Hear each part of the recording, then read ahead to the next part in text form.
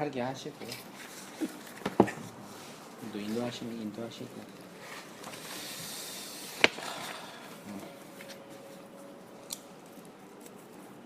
이렇게 할게요.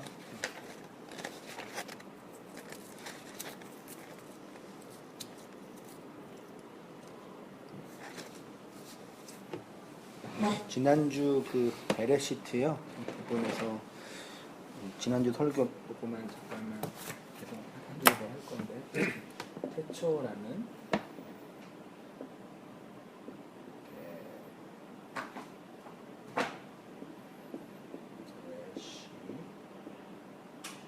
베레시트거든요. 이게 십자가 건네주다 머리 집이죠. 그래서 이제 십자가를 통해서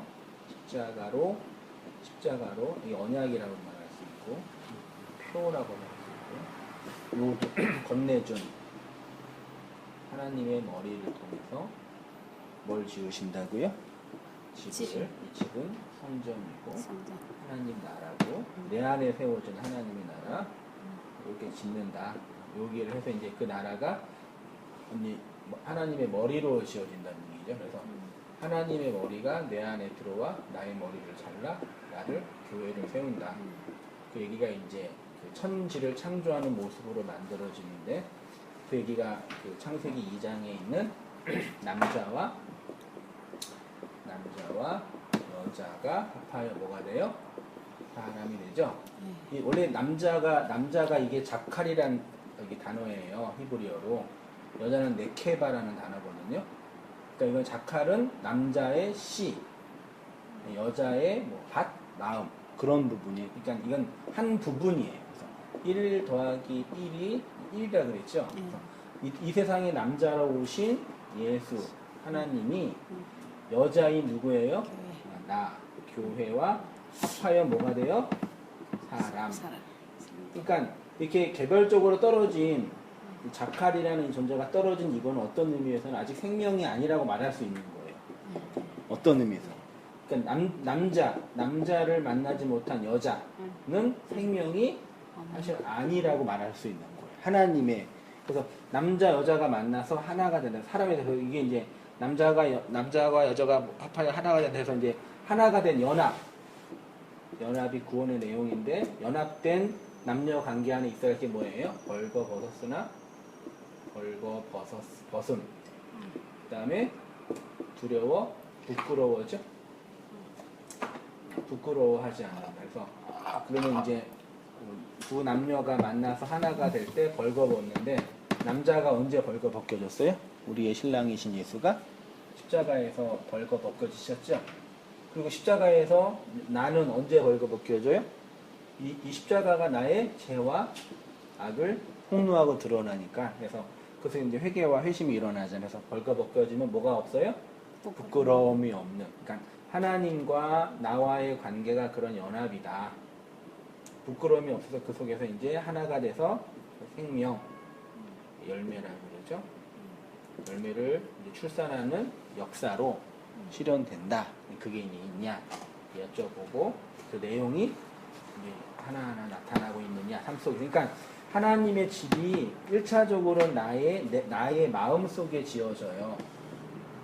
마음. 근데 이 마음은 보이지 않는 초월적인 영역이잖아요. 솔직히요. 이 마음이 발현되는 곳이 어디예요? 나의 인생, 역사라는 얘기죠. 그렇죠? 그러니까 하나님의 씨가 십자가를 통해 건너준 머리에 의해서 내 역사 속에 하나님의 집이 내가 하나님의 집으로 완성돼 가는 모양이 우리의 인생, 역사죠. 이걸 다 완성되면 이게 언제 완성돼요?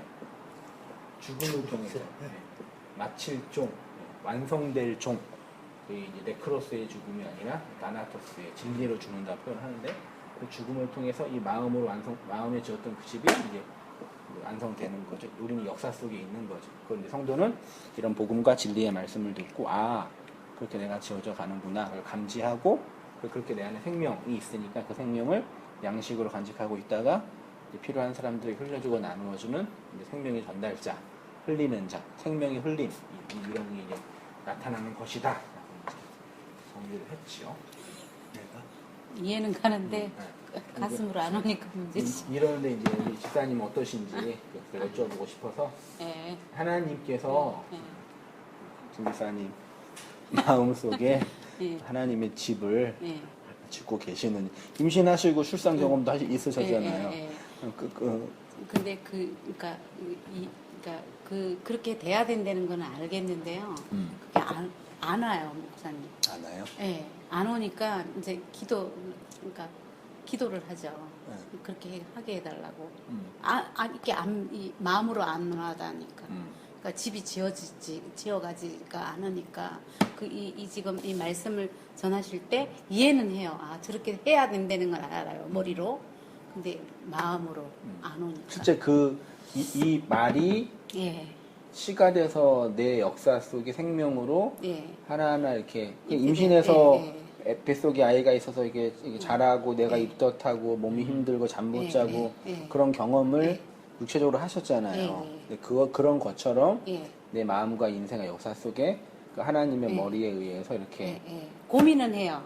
고민은? 예, 그러니까 고민을 나 어떻게 하면 그렇게 될 수 있을까? 주님 내 힘으로는 안 되니까 내 힘으로 나는 할 수 없다고. 그러니까 그렇게는 해요. 고백은 해요. 근데 고백은 하는데, 그러니까 뭐라 그래야 되나? 고백은 하는데 주님 그렇게 이렇게 내 속에 예수 그리스도가 품어지게 해달라고 그 내 입으로 고백하고 하긴 하는데 어서 오세요. 그게 정말로 잉태가 안 된다 그러나 목사님? 마음속에 원고 네. 원고 하나 있었는데 여기 있어 목사님. 여기 있어요. 아니. 여기. 잉태가 안 된다 그러나 목사님? 그러니까 임신에 비유하면은 잉태가 안 된다 그러나? 여기 뭐냐 수정이 안 된 거예요? 그런 거 된 건가? 모르겠어. 별을 봐야 뭐 수정도 되지. 내 생각엔 별도 안 보고 있구만. 그러니까 고민을 하죠. 내가 이제 어쨌든 온단기 오셔서 말씀 계속 이렇게 나누고 이렇게 듣고 계시잖아요. 네, 근데 그 말이 계속 이렇게 들리실 거 아니에요. 네, 들리죠. 근데 그 말이 이제 말이 들리면 이게 말이 이제 시가 되고 이것도 공부하겠지만 네. 그래서 이제 집사님 마음속에 계속 어떤 그 푸시 영향을 계속 줄 거 아니에요. 근데 이 말 자체는요, 이 복음을 받고 있는 나를 부정하고 공격하는 모양새로 와요. 내가 그렇게 자각한다고요. 그렇죠. 네. 그렇게 해서 이제 그것이 그러니까 어떨 때는 그게 또 나를 부정하고 부인하고 그렇게 돼요. 근데 그렇게 되는데 어떨 때는 또 아무것도 없는 거예요. 그러니까 이렇게 그 여러 성도님 만나뵈서 이렇게 목양하고 이렇게 함께 공부하면서 여러 임상 경험이 되잖아요. 근데 성품적으로 이렇게 낙천적이고 그러신 성향 분들이 의외로 말씀을 듣기는 들으는데 그 말씀의 내용을 내 것으로 받아들이는 메커니즘이 되게 잘 안 되시는 분들이 있어요. 그러니까 왜 안 되는 거죠? 그러니까 다 수긍을 하는데 네. 실제로는 그 마지막 하나까지는 다는 못해요. 그러니까 나는 그게 이해가 안 가고 탁 지적하신 게 참 맞아요. 성격도 그렇고 참 들을 때는 참 잘 들어요. 그리고 갈 때까지. 근데 이제 마지막 그게 하나가 안 그렇죠. 돼. 그러니까 그래서 제가 잠시만. 나는 하나님 씨가 아닌가? 그 생각할 때도 있어요. 진짜 솔직히. 그쵸. 그러니까 그럼 이제 성향적으로 보면은 이제 제가 여러 사람 이게 만나 공부하면 느낀 게 뭐냐면요. 뭐 성품적으로 뭐 막 호불호가 있으신 분도 아니고 나 이거 싫다 이렇게 걷어내는 분도 아니고 그냥 이렇게 듣고 인정하는 건 다 숙달돼 있으신 거예요. 사실 우리 집사님이 여태까지 신앙생활 해온 그 과정 속에 뭐 전통교회, 율법주의 교회, 신비주의 교회 모든 걸 다 경험하셨는데 그 중에 뭐 하나 잡지는 않으셨잖아요. 맞아요. 그게 여기도 나타나고 있는 거예요. 그러니까 율법주의 교회에서 율법적으로 착하게 살면 좋은 성도, 방언받고 은혜 받아서 뭘 경험하면 되는 거야. 알았는데 실제로 그 안에 그 내용이 있으진 않으셨잖아요. 근데 여기서도 또 그렇다는. 이것도 뭐 틀리진 않네. 근데 그게 실제로 집사님의 거신은 아니니까 이런 현상이 나타나는 거죠. 일단 진단은 그래요. 근데 내용적으로 깊이 들어가나 보면은 어쨌든 말씀을 안 듣는 거예요. 그러니까 이게 앉아서 이렇게 듣는 거는 잘 돼 있어요. 그러니까 말씀을 듣는 게 우리 이제 특히 이제 제가 이걸 보면서 낙천적이고 성품이 좋고 거절 못하고 이렇게 분명히 내 감정이나 이런 걸 표출 안 하시는 그런 분들이 듣기는 듣는데 이제 듣는 어떤 그런 어떤 내용 실력도 캐치하는 능력도 약하고 또 내 안에 들어와서 그것들 내가 받아들이는 작업이 그러니까 뭐 어떤 메커니즘에 문제가 있어서인지 모르겠는데 차라리 이렇게 호불호가 있는 사람은 나를 부정하고 나를 공격하는 말씀이기 때문에 쳐낸다고 하면은 상관이 없는데 또 그런 거 같지 않다고도 또 얘기해요. 그러니까 고도로 나를 이렇게 보호할 수 있는 성품과 장치가 잘 돼 있는 거죠. 고도로. 그러니까 착하게, 바르게. 그런 분들이. 그러니까 그래서 그렇다고 공부를 또 하면 또 계속 따라와요. 따라와요, 계속. 따라오는데, 그러니까 문제가 뭐냐면 자기도 자기를 잘 몰라요. 맞아요. 의외로. 그러니까 나도 날 몰라요. 맞아요. 아니 어떨 때는 정말 또 어떨 때는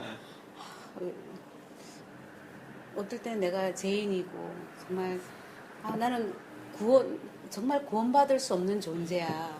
그렇게 주님 앞에서 정말 나는 죄인 이렇게 돼요. 근데 어떨 때는 내가 뭐 그렇게 죄를 많이 지었다고. 어떨 때는 내가 뭔 죄를 그렇게 많이 지었어?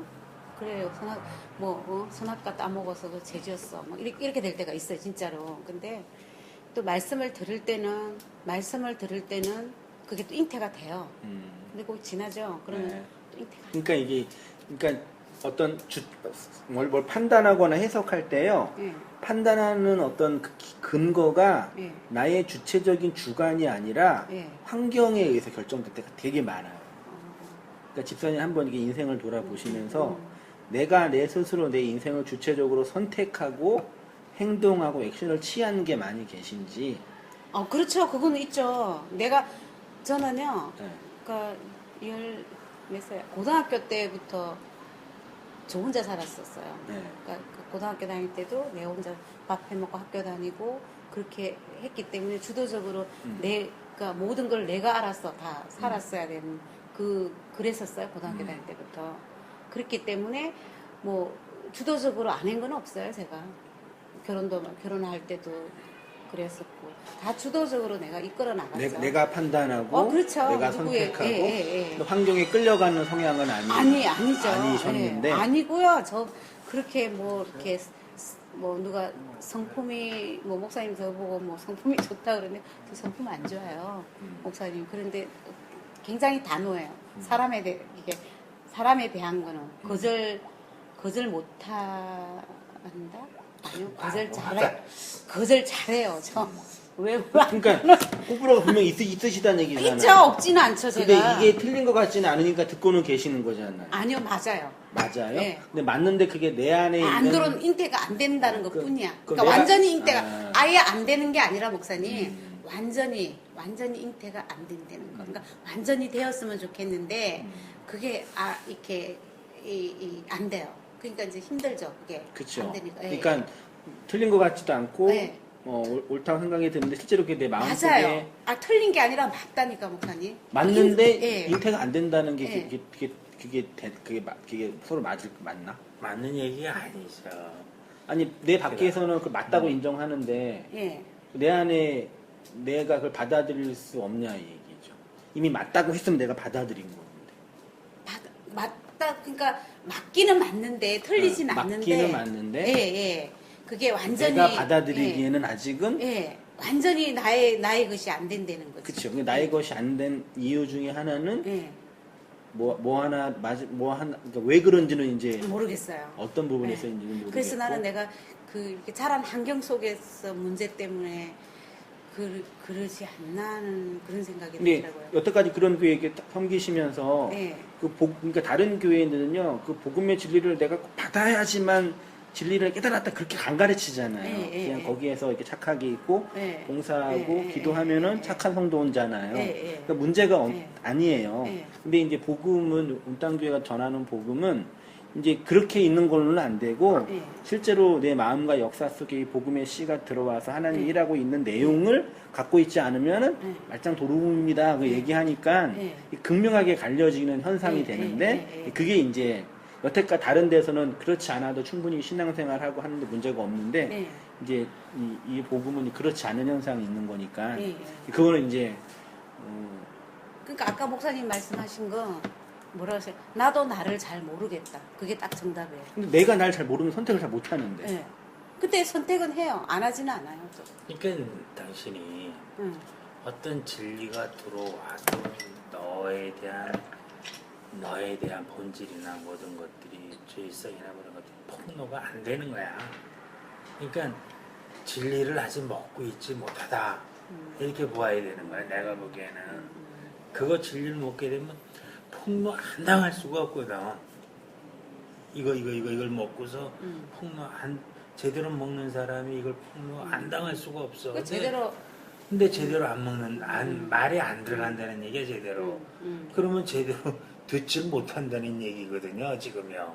근데 그 듣지 못하는 원인 중에 하나가 당신이 진짜 간절하게 나는 죄인이기 때문에 예를 들어서 뭐 하나님이 예수님이 필요하다 어떤 이런 간절한 마음이 있는 건지 아니면 그냥 형식상 남들이 구원받는다고 하니 그냥 다니고 여태까지 다닌 것처럼 그건 아니지 이 아저씨야. 아니 여태까지 그렇게 다녔으니까 병신이냐? 그러니까 그 어쨌든 집사님은요 마음속으로는 사모하고 네. 그 사모하죠. 얻기로 싶어 하는데 그러니까 왜 어떤 메커니즘 때문에 그런지는 모르겠는데 어쨌든 맞아요. 그게 잘 안 돼요. 예, 예, 말하자면 예, 예. 너 좀 수학 문제 풀어. 근데 난 공부 잘 못하고 하기 싫은 거예요. 예, 말하자면요. 예, 예, 우리 애들이 그런 분. 예, 예. 축구 공이 있고 발로 차면 앞으로 나가는데 왜 못 차냐 그러면은 못 차는 사람 못 차거든요. 그 이해가 안 돼요. 근데 근데 저렇게 매일 저를 또 어떠냐면 목사님 매일 이제 이렇게 시간만 나면 파고들잖아요. 네. 주님 저렇게 파고들어야 주님 나라에 갈 수 있나요? 전 그렇게는 못해요. 이제 제가 제 속으로 그렇게 나오거든요. 제가 저렇게 그러면 난 못 가겠다 이 생각이 이렇게 그러니까 목회적으로 이제 섬길 때는요. 예. 기본적으로 말씀을 듣는 어떤 그 노출이나 예. 그런 어떤 율법적인 어떤 틀이 예. 반드시 필요하더라고요. 그래서 내가 한 1년 동안 공부했던 지체 형제 2명이 있었거든요. 예. 1년 정도? 네. 도돈도 많이 받고 충격도 많이 받았어요. 그래서 내가 잘못된 신앙 속에 있었다. 여긴 옳지 않다. 자각했는데 공부를 안 하니까 그대로 돼. 그렇죠. 다 알아요. 머리로는 알면서도 계속 거기 있어요. 진짜요. 다 안 돼요. 틀린 거 다 안 돼요. 아는데 나랑 상관이 없어요. 그게 모르는 거예요. 그게 모르는 거예요. 그러니까요. 안다고 근데 얘기할 수가 그런데 그러면 이제 이런 복음을 함성희 목사님 부담스럽고 싫어요. 그러면 되잖아요. 그렇죠. 그것도 아니야. 또 또 먹지도 못하고 그런 성품인데 꼭 그런 건 아닌데요. 네. 그런 사람들은 어떻게 해야 되냐면 정말 옆에서 나는 목사님 부담스럽고 싫지 않아요. 네. 좋아요. 이 말씀이 좋은데 잘 안 되는 거잖아요. 네, 잘 안 돼서 그게 그게 안 돼서 그러니까 혼자서 이제 뭐 여기 저기 김강영 성도님은 일찍 자요. 저는 그러니까 밤에 잠을 잘 안 자요. 아침 잠이 많고 그러니까 초저녁잠이 많고 새벽에 일어나 성향이 저는 한 2시나 3시나 돼야 자요. 저는 지성이가 와야 이제 보통 데리러 갈 때도 있고 하니까 예, 지성이가 이제 뭐 엄마 나 데리러 와 그러면 사갖고 와서 데리고 오고 이제 픽업하고 그럴 때도 많아요. 그래서 이제 원래도 이렇게 잠을 밤에 잘 안 자요. 그러면 혼자서 이제 이렇게 그 요즘은 이제 이렇게 그 서신서를 많이 봐요. 핸드폰으로 이래 보면 이제 서신서를 보면서 이제 기도하기를 그렇게 기도하죠. 주님 저 안에 예수님이 없다고 어떨 때는 그렇게 예수님이 정말로 믿어지지가 않을 때가 많은데 그렇게 기도하죠.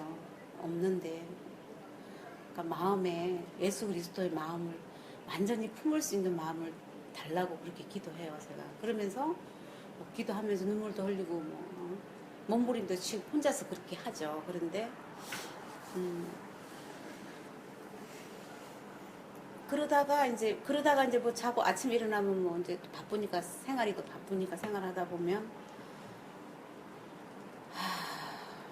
또 잊어먹게 되고 또 그러니까 또 그런 이제 예, 불안한 예. 부부나 예, 이게 또 인생이구나, 이게 또 신앙이구나.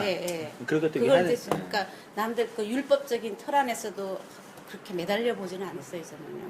율법적인 틀 안에서도 그렇다 보니까 그러니까 그러니까 계속 들어왔던 말씀이잖아요. 저는 그러니까 여기 와서 생소한 말씀은 아니잖아요. 제가 계속 들어왔거든 남편으로부터 계속 그게 아니야. 그거 잘못됐어. 계속 네가 그 봉사하는 것도 네가 진리의 말씀이 임재돼야만이 그게 네 그렇게 하고 나서 말씀도 모르면서 그렇게 봉사하면 뭐래. 그래서 이제 그러면 평생 말씀만 알고 제가 그랬거든요. 그럼 평생 말씀만 알고 그러면 아무것도 안 하냐? 그렇게 이야기. 항상 그래서 둘이서 그렇게 싸우고 그랬거든요. 그래서 뭐 지식적으로 안다고 이제 그렇게 이야기를 했었고. 그리고 이제 주위에서 저는 솔직히 이렇게 봉사하고 뭐 봉사도 많이 안 했지만 봉사하고 섬기고 할 때도요. 그걸 무슨 이렇게 하나님으로부터 상을 받을 것이다. 근데 그래요. 아침에 새벽에 밥을 하면 주위에서 참 주님이 너무 예뻐하시겠다고 그러니까 축복 많이 하시겠다고 집사님들 그렇게 이야기해요. 아유 그런 말씀 하시지 마세요. 제가 진짜 그렇게 이야기했었어요. 근데 그걸 내가 기대하고 하지는 않았어요. 그것도 너 있는 얘기야. 진리가 들어간 상태에서 봉사도 아닌데 그것을 어떻게 해? 그 진리도 아닌 상황에서 그 봉사를 하는데 그걸 하나님의 상급이 아니야. 아니고 그냥 아니라는 것이 아니야, 대단한 아니야. 거야? 그 안에 만족이 있어요. 일하는 만족. 그러니까 그 일하는 만족이 있어요. 네, 그러니까 그게 아니더라도 네, 그러니까 네, 상급이 네, 아니더라도 네, 네. 그게 이제 상급을 바라고 하지는 윤리거든요. 않았어요. 그 그러니까 일 그게 웃긴 거예요. 그러니까 저도. 상급이 받았어요 집사님님이요. 그렇죠. 그 일 하면서 받았어요. 받은 거야. 그러니까 그게 상급이에요. 그러니까 다른 분처럼 내게 봉사하면 자식이 잘 되고 그런 그 일 자체가 나한테 기쁨이 되는 거예요. 그래서 그 좋은 거예요. 봉사가 그래서 사람 기쁘게 해요. 예. 근데 그게 신앙의 본질은 아니니까 이제 문제가 되는 거죠. 근데 그걸 알고 하면 돼요. 신앙과 상관이 없이 내가 이거 기쁘고 다른 사람 도와주니까 행복한 일이다. 이 땅의 일이에요. 그러니까 근데 그게 신앙이라고 하면 안 문제가 되는데 그런데 신앙과 그걸 아니 짬뽕하는 거죠. 거기다 이제 뭐 상급까지 집어넣고, 그러니까 사람은요 반드시 어떤 일을 할 때 그 일을 하게 하는 에너지가 없으면 못 해요. 근데 그러니까 그 에너지를 받으신 거예요. 그러니까 중요한 선생님은 뭘 얘기했냐면 그 일을 복음적으로 할 수 있는 에너지가 없는데 일을 했다. 그 일은 복음적인 일이 아니에요. 아니죠. 그냥 내가 좋아서 하는 나의 일이에요. 그러면 돼요. 근데 저는 그걸 어떻게 생각했냐면은 그럼 내가 미쳤지 이 새벽에 집에 밥도 잘 안 하면서 그러면서 가요 진짜로. 근데 어떻게 생각했냐면 그 일도 하나님 시켜서 하는 일이라고 생각해요. 그러니까요. 그렇게 생각. 그렇게 이제 그걸 이제 뺀 거니까 예. 할 수 있는 힘 에너지가 없는 거죠. 예. 그 못 하는 거죠. 예. 그러니까 잘못된 일이라고는 입증이 된 거죠. 그러니까. 교회에서는. 그러니까 그거 좋아서 밖에 나가서 봉사활동, NG 활동하는 사람 되게 많아요. 그렇죠. 예수 안 믿어도 하잖아요. 네, 그거 똑같은 그거 거예요. 똑같아요. 근데 그 사람은 거기에서 만족을 얻어요. 예. 또 실제적인 만족도 얻는 사람도 있고. 예. 근데 그런 똑같은, 예, 무슨 그런 일을 말씀인지 하신 거예요. 근데 그게 이제 교회에서 성전이라는 이름으로 하나님 나라는 이름으로 자행되는 게 하나님이 보시기에는 하나님을 섬기고 있는 모양새가 된 거죠. 그렇죠. 그게 우상이 된 거죠. 그러니까 그런 의미에서 이제 문제를 제기한 건데, 어쨌든 그런 이렇게 잘 안 되는 거니까 안 되는 거 어쩔 수 없는 거 안 되는 거니까 그러면 뭐 어떻게 해요? 계속 꾸준하게 옆에서 케어하고 가르치고 돌보고 인내하고 반복하고 연습하고. 그러니까 우리 큰 아들은 공부를 혼자서 잘하고 둘째 아들은 공부를 안 해요. 그래서 자기는 대학교 절대 안 가겠대요. 공부하는 거 진짜 싫어요. 그러니까 고3 되면 하루 종일 공부해야 되는 거 아니면 나 저렇게 도르려고 그래요. 아니 미쳤냐고. 근데 이제 그렇다고 너 그럼 공부하지 말고 하고 싶은 거 다 해. 그건 부모의 둘이 아니잖아요.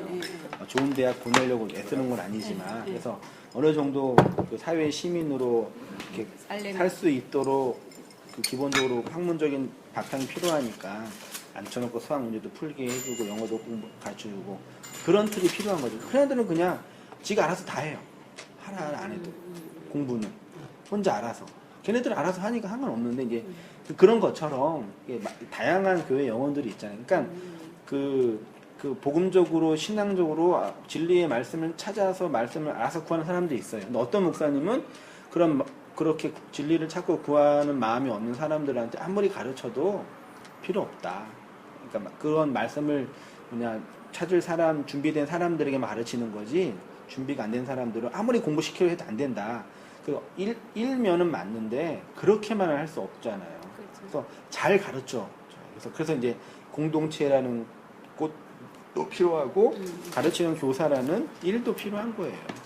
그러니까 어떤 의미에서 김광현 선생님은 그냥 설교 잘하는 교회 역사 속에 있는 신학자들 책 보고 혼자 공부하고 묵상하고 되잖아요. 되시잖아요. 근데 다 그런 거는 거의 이런 분은 거의 없거든요. 그렇죠. 대부분 다 이렇게 인생생활을 하니까. 그래서 역사 속에서 고민한 사람들이 그 풀어낸 것들을 함께 만들고 그래서 잘못된 거 오류를 이제 뭐 이게 오류입니다. 이건 문제입니다. 차근차근 해서 차근차근 가르쳐주는 그런 교사가 필요한 거죠. 공동체가 필요하고. 전에 있던 교회에서 목사님 이렇게 적용을 할 때 나는 정말 하나님을 100% 신뢰가 안 돼. 내가 이제 그렇게 고백한 적이 있어요. 날 동물원 원숭이 치다 보시 다 치는구나. 이해가 안 돼. 지네는 100% 신뢰가 되냐고. 알고 봤더니 난 지네는 다 100% 신뢰가 되는 줄 알았어. 아니야, 목사님. 근데 내가 그렇게 너무 솔직하게 저는 뭐냐면 그러니까 신앙적인 면에서도 그렇게 솔직하게 다 이렇게 표현한다고 생각했지 감춘다고 생각을 못해. 왜 내가 감추질 않기 때문에 나는 모르면 모른다.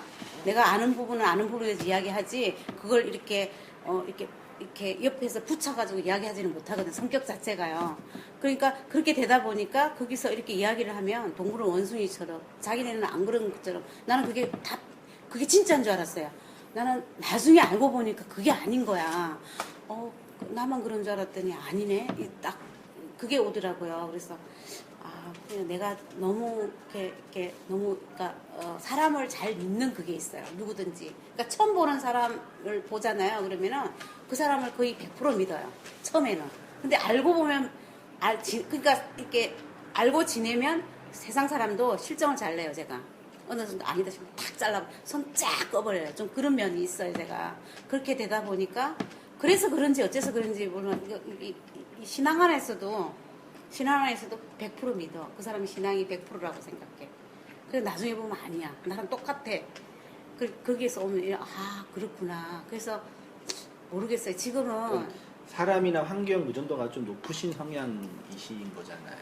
그렇죠. 그러니까 그러니까 환경에 의해 영향을 많이 받는 아무래도 그건 분명한. 그러니까 내가 주도적으로 이렇게 문제를 해결하고 이렇게 다 아니라 그래도 풀어가는 어떤 성향보다는 환경에 의해 영향을 많이 받는 성향이신 것 같아요. 맞아요.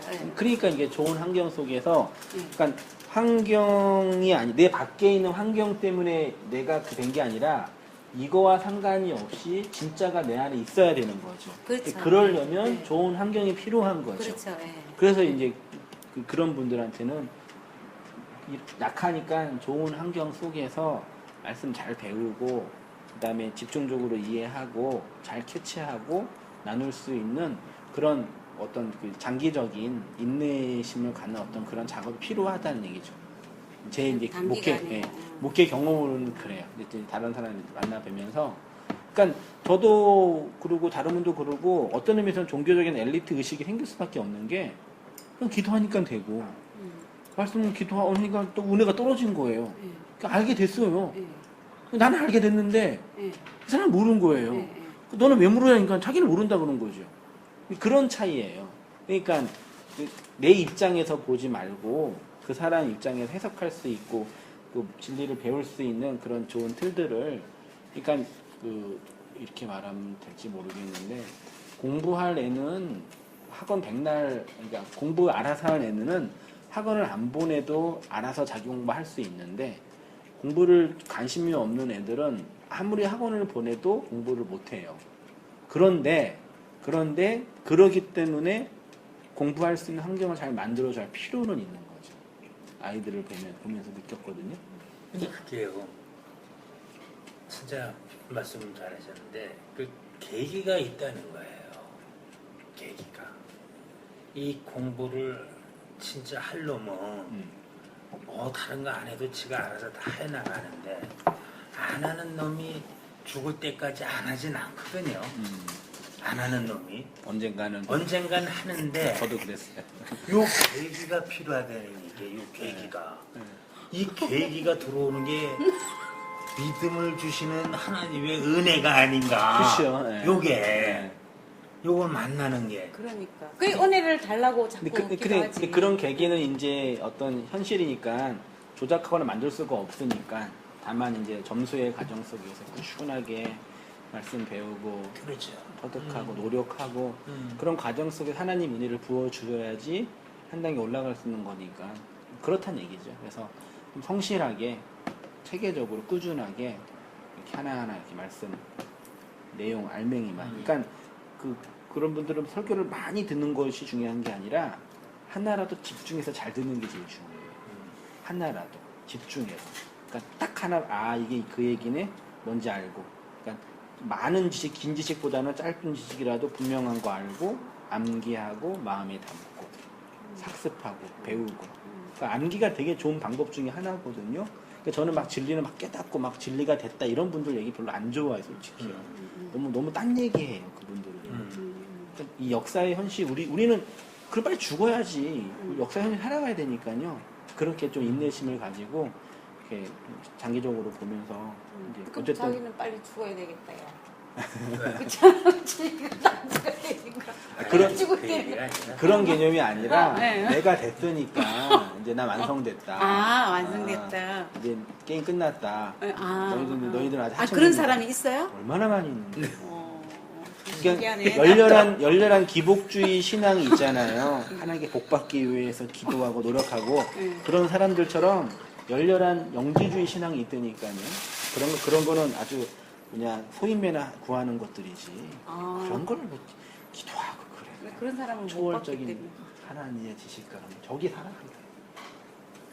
그러니까 네. 똑같아요. 이렇게 뒤에서 보면 네. 똑같아요. 하는 짓이. 요즘 느끼는 건 저는 진짜 목사님 많이 느끼는 게 개인적으로 두 사람 관계에 있어도 내가 어떤 때는 좀 사회적인 일도 뭐 의시되고 예를 들어서 이렇게 있을 때가 있었죠. 많았죠. 많이 있고 남보다 비교의 석상에서 내가 낫다는 것을 자랑스러워하고 예를 들어서 네? 다 괜찮아요. 다 먹었어요. 이런 것들이 내 영광이지 않나 네.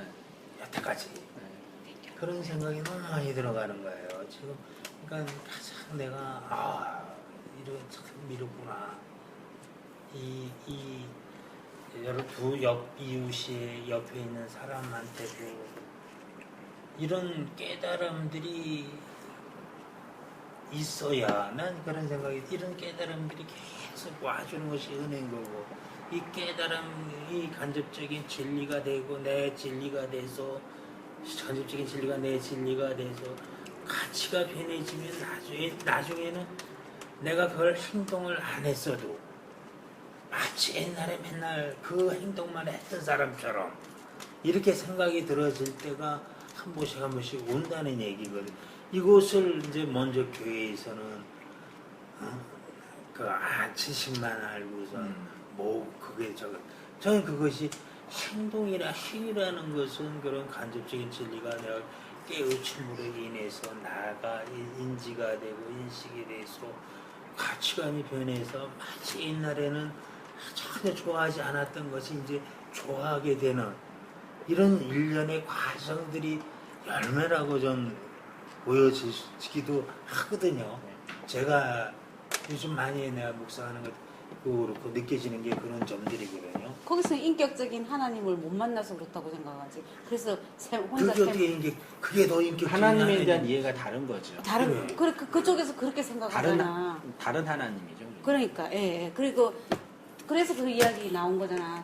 샘을 파야 된다고 자기가 1대1의 하나님을 만나기 위해서는 그러니까 경건서적을 볼 게 아니라 그리고 이해가 안 돼. 기도하라는 얘기인가요? 예. 그러니까 기도하라. 기도죠. 기도, 성경보고 예, 기도만 기도하, 하라는 거지. 기도. 그러니까 어떤 종교적인 인카운트적인 어떤 경험을 한다는 얘기잖아요. 예, 그렇죠. 예, 예. 긍정적인. 그게 그게 없다는 거죠. 그렇죠. 남편한테. 거기서 보니까 없으시죠. 예, 없죠. 전혀 신앙이 없죠. 하나도 예. 없는 성도님. 예, 예. 다 이제 그렇게 저는 하는 그런데 가면 저는 목사도 아니에요. 좀 그렇게- 뭐야 그래요. 저는 목사도 아니에요. 그런데 가면 그러니까 하나님이 믿는 하나님이 다른 거예요. 그렇게 생각하는 거죠. 그러니까 이게 뭐 번면을 드리면요. 그러니까 예배 시간이나 설교 시간에 그 한 시간에 집중해서 마음을 좀 집중해서 의미와 내용을 이해하려고 노력하는 그 과정이 그러니까 계속 집중하면 힘들어요. 그러니까 공부를 좀 힘들어하는 아들은 막 3시간 깊이 공부하는 게 중요한 게 아니라 집중. 30분 하더라도 딱 집중하고 그냥 놀고. 그래서 딱 그런 어떤 패턴이 있거든요. 말하자면 그렇게 해서 주일날 너무 피곤하게 막 하지 마시고 토요일날 우리가 좀 예배가 2시에 있어가지고 좀 나른할 수 있는데 그 시간을 딱 근데 안 집중 안 하지 않아요. 아니 하시죠. 하시는데 이제 아니, 그러니까 집중 안 하지는 않는데, 네.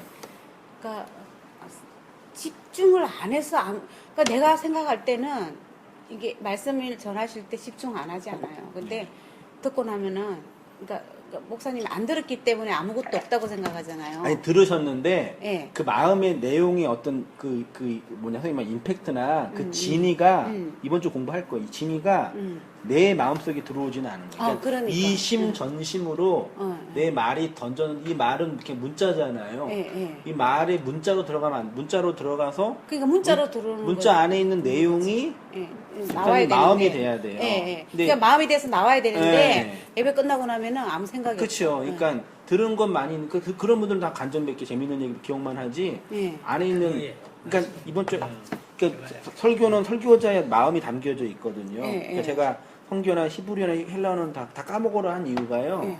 그러니까 그건 다 까먹어도 그 마음 하나만 있으면 돼요. 그건 설교적인 반드시 있어요. 예. 그거를 집중하라는 얘기지. 설교의 내용과 문자나 어떤 신학적인 용어를 깨닫는 게 아니라 예. 지금 저 설교자가 뭘 말하고 싶은 의도가 있는지 음. 그게 문자에 담길 수밖에 없잖아요. 마음 나올 수가 없으니까 예. 문자로 들어가서 그걸 깨달아는 얘기인데 그거는 진짜 이심전심으로 있는 사람만 이해할 수 있는 거지.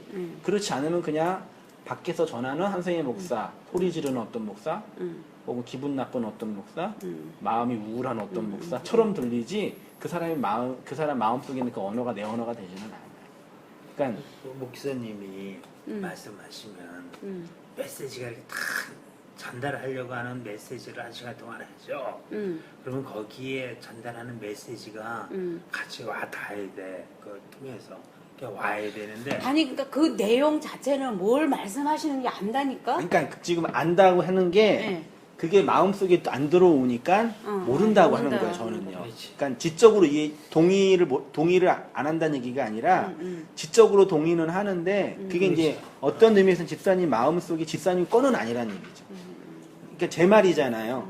근데 제 말이 집사님 말씀이 돼야 돼요. 그거는 아버지의 말이니까. 제가 그런 얘기 많이 하잖아요. 그러니까 성도님들이 설교 들으실 때 한성인 목사가 설교를 잘하나 이게 아니라 그 말 속에 내 아버지의 말이 있거든요. 저는 그 말을 하는 거예요. 그러니까 아까 말했던 그 집사님 한성인 목사는 자기 얘기 많이 한다는 얘기가 반대예요, 완전히. 그렇죠. 제가 반대라 네. 그랬잖아요. 그러니까요, 저는 여기서 제 말 안 하고 내 아버지의 말을 하잖아요, 그러니까, 최소한. 예. 그러면 성도님들도 아버지를 믿고 있는 성도니까 예. 그 아버지의 말을 들으면 같은 아버지를 믿는 거잖아요. 그러면 목사님 제가 그게 없으면 그럼 아까 그 주소용 그 언니가 말하는 거에서 그러니까 그 예배에 그 성경 말씀은 없고 그분의 그 개인적인 신념을 말하는 거야. 그 사람은 자기의 신념을 얘기하는 거라고.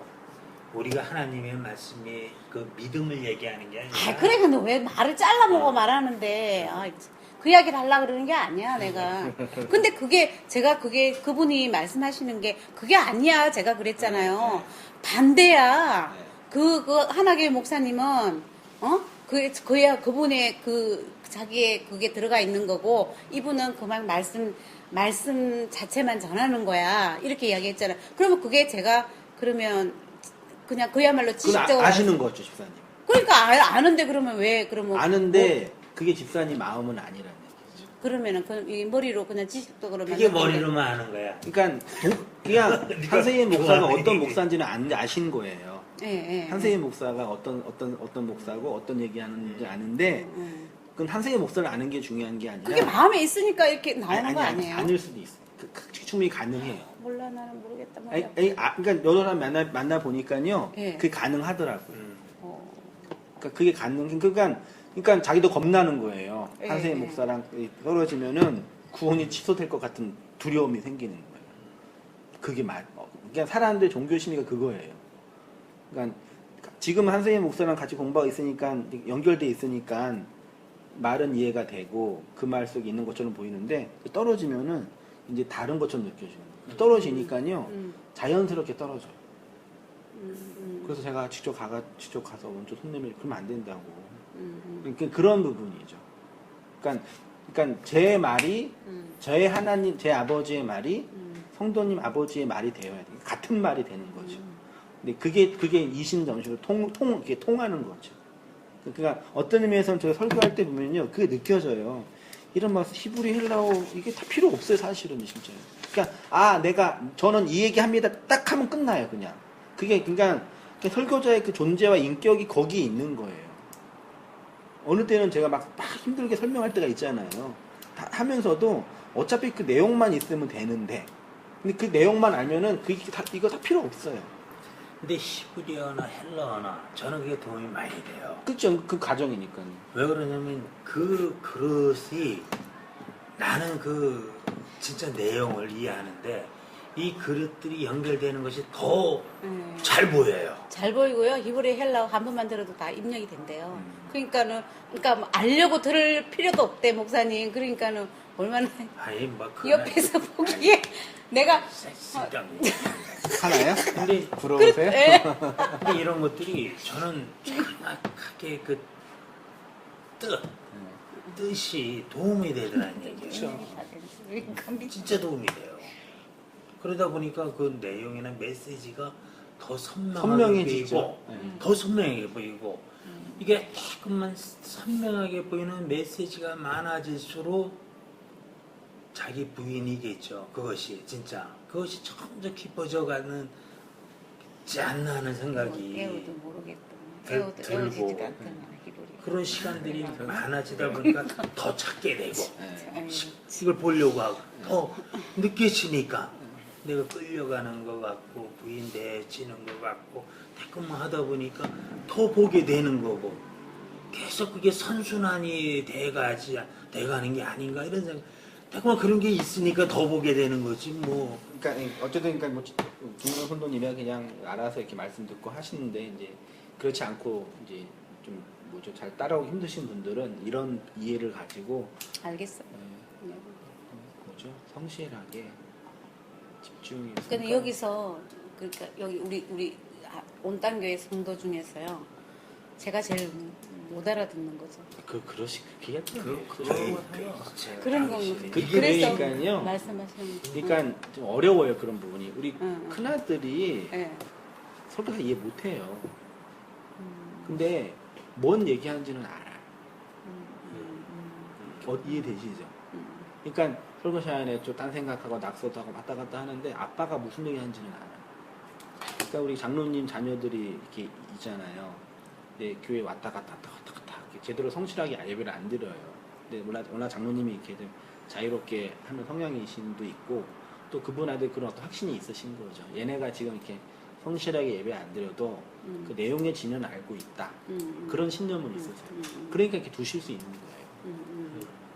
그런 부분이라는 얘기죠. 그런 분들은 나가도 상관없고 가도 상관이 없어요. 사실은. 근데 차근차근 배워가는 과정이 있어야지만 더 깊이 알 수 있으니까. 그리고 뭐 그런 생각은, 그러니까 학교에서 공부할 때 1등과 꼴등이 있는 것처럼 이 세상 공부는 그런 거잖아요. 진리의 영역에서는 전혀 상관이 없어요.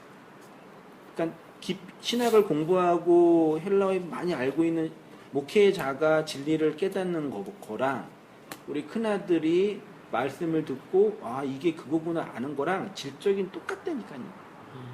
어느 때는 제가 어느 때는 억울할 때가 있다니까요.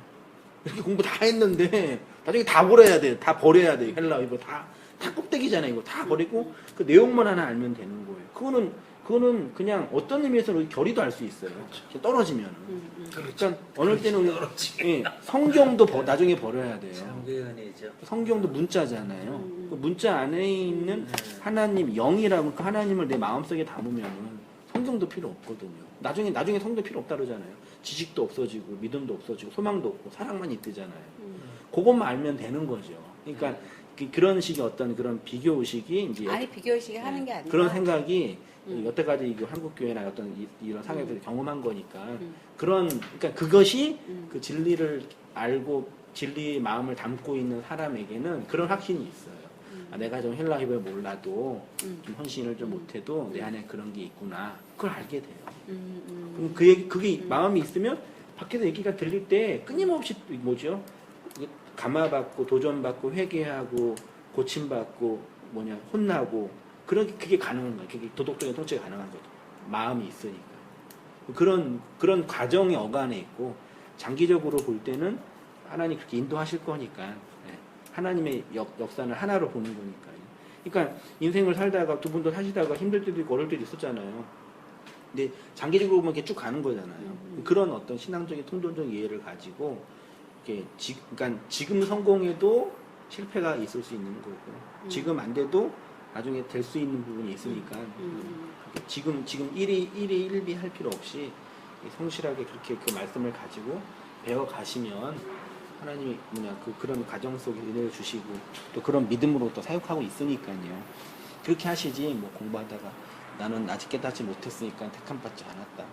그러니까 나는 그러니까 그게 하나님 씨가 아닌가. 그러니까 그렇게 생각하지 말고 요렇게 생각하시라는 얘기예요. 자꾸 그런 걸 나한테 물어봐요 진짜요.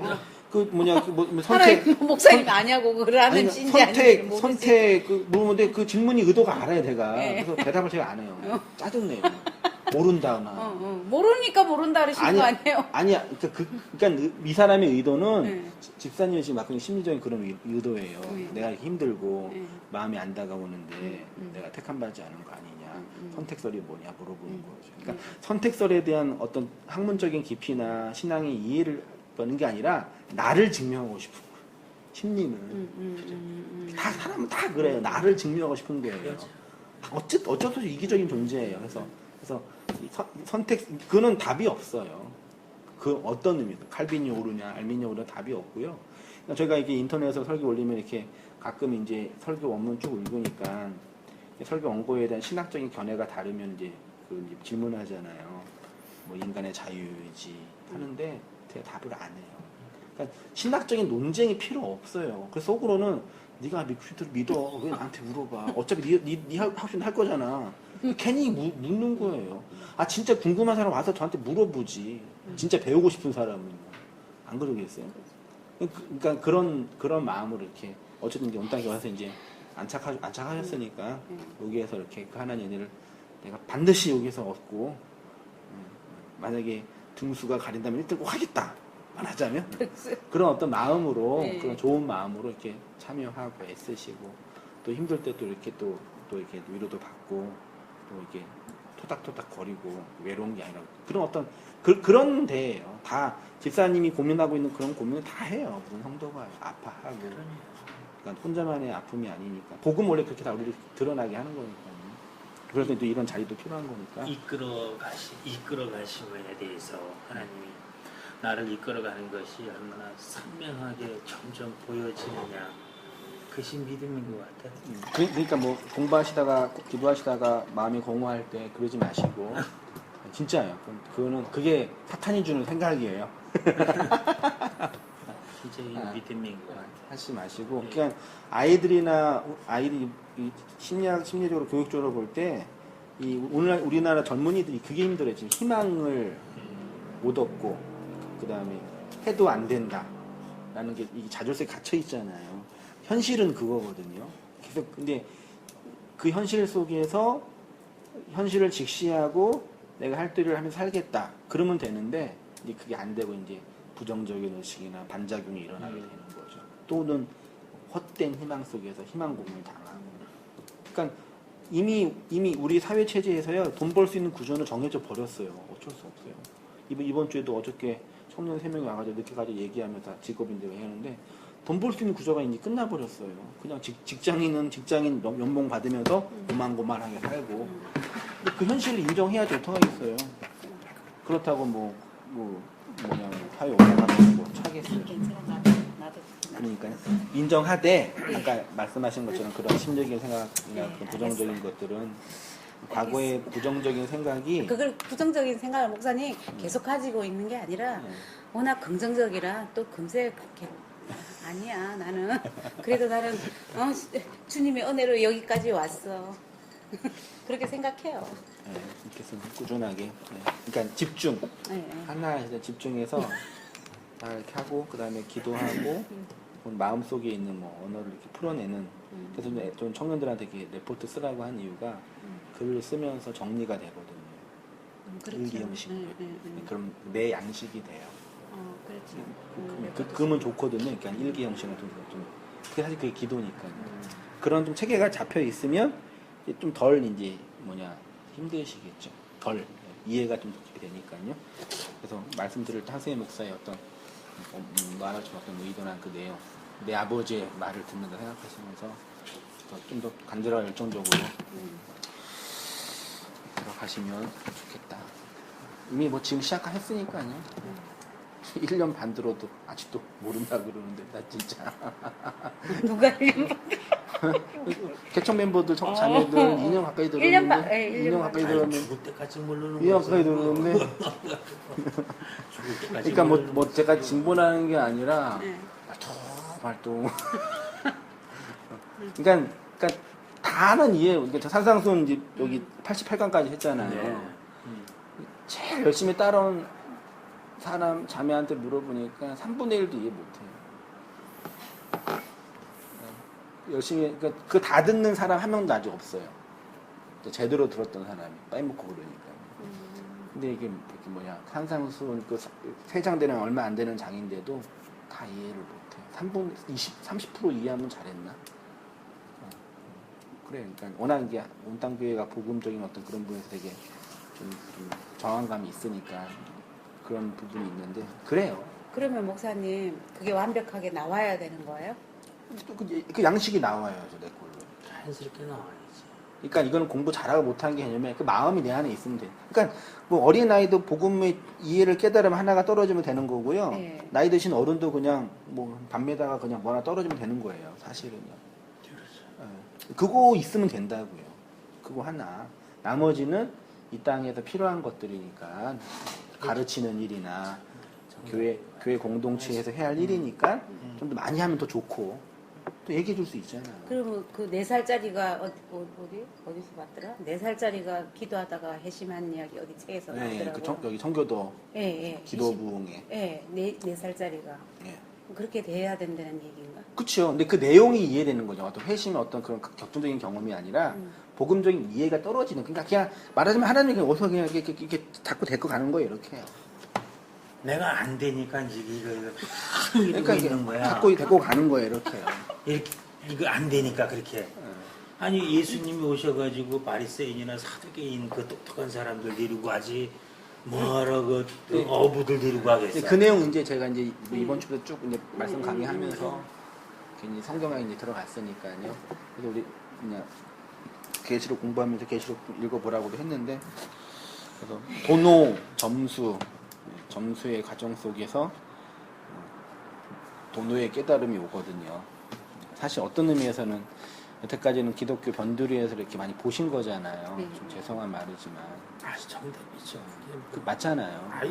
맞다 그러니까 이제 안에 들어오셨으니까 이제 입문한 것이니까 집중해서 쭉 하고. 알겠습니다.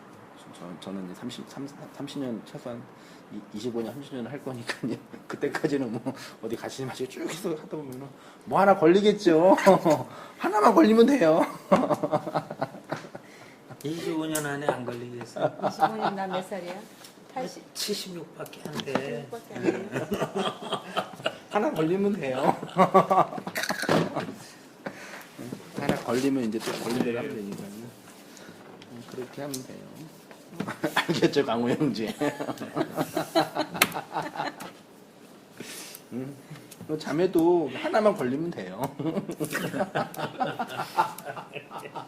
미안해요. 지성이 전화 왔었네. 이게 왜 전화했지?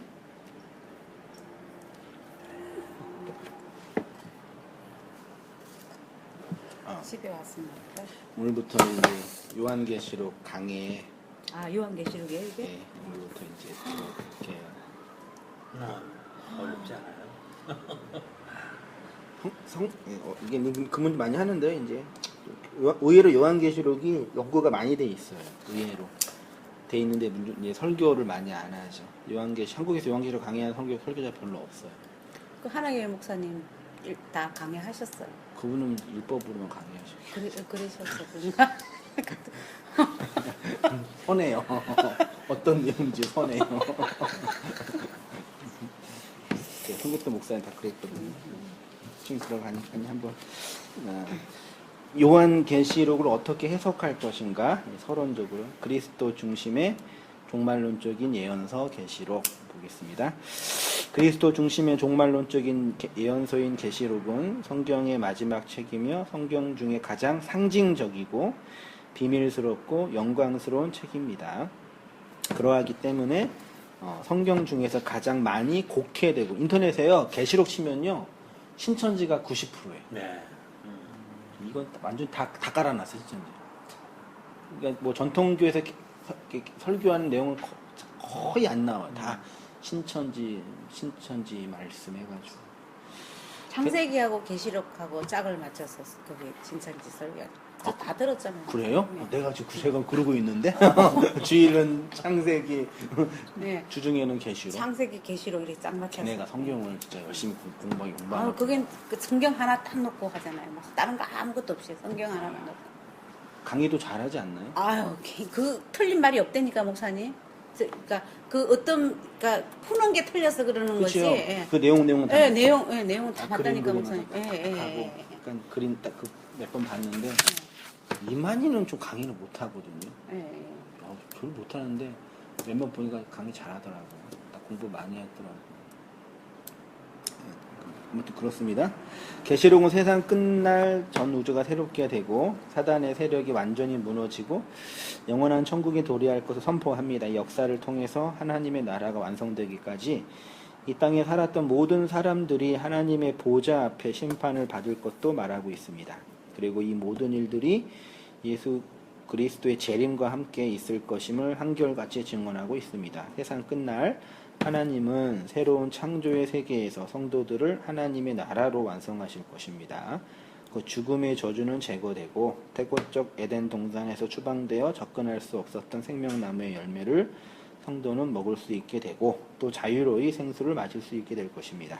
그러하기 때문에 이 역사 속에서 하나님의 백성으로 창조되고 있는 성도는 자신의 마음과 역사 속에서 세워지고 있는 하나님의 나라를 바라보면서 완성될 하나님의 나라를 사모하게 되는 것입니다. 저자는 누구죠? 요한, 사도 요한. 수신자는 누굴까요? 요한 계시록 1차 수신자. 요한. 자, 계시록 1장 1절부터 한번 우리 강호 형제 읽어줄까요?